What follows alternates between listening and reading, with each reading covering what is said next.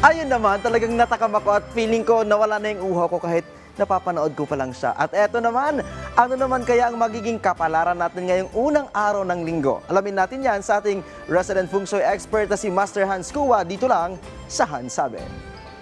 Rise and shine mga ka-RSP, narito na muli ang gabay, patnubay palala at prediksyon ni Master Hans Kua.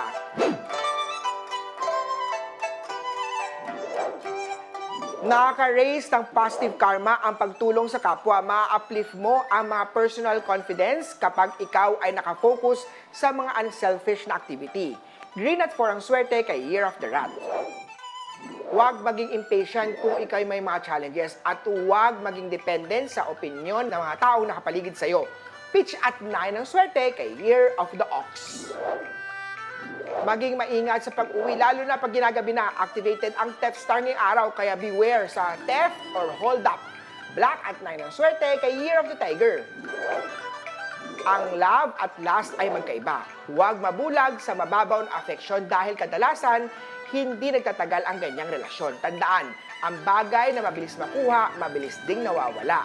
Pink at 2 ang swerte kay Year of the Rabbit.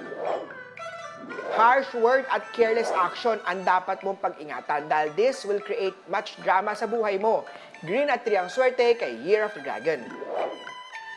Sa mga Year of the Snake naman tayo, huwag magluklok sa bahay at magbabad sa panonood. Lumabas at enjoy. Paminsan-minsan yan. Purple at 1 ang swerte kay Year of the Snake.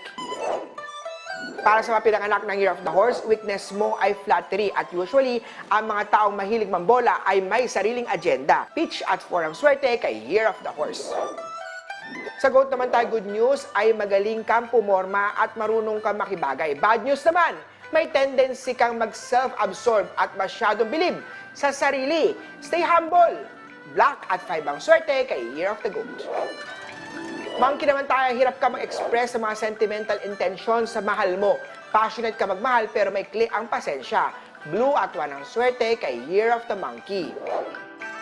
Sa Year of the Rooster, dahil vain ka, gusto mo na papaligiran ka ng maraming admirers. This can be a problem kung ikaw married na unless very tolerant ang iyong other half. Magkakaroon kayo ng mga trust issue dahil dyan. Black at 6 ang swerte kay Year of the Rooster. Sa dog naman tayo, mag-ingat sa pagpatol sa younger partner. Baka ang gusto lang niya ay financial status mo. Green at 9 ang swerte kay Year of the Doggy. Sa Year of the Pig naman, nasa sobrang excited mo magkaroon ng jowa, patol ka na lahat, iwasan yan. Do not show na marupok ka at always ready to mingle dapat ang iyong status. Don't lower your standard. Know your worth para hindi magkamali sa relasyon. Blue at 5 ang swerte kay Year of the Piggy. Uli po, ito po yung mga gabay, patnubay, palala at prediksyon lamang ni Master Hans Kua. Nasa inyong mga kamay, nasa lalay ang inyong tagumpay. Kaya always be positive at i-claim ang mga swerte, mga ka-RSP.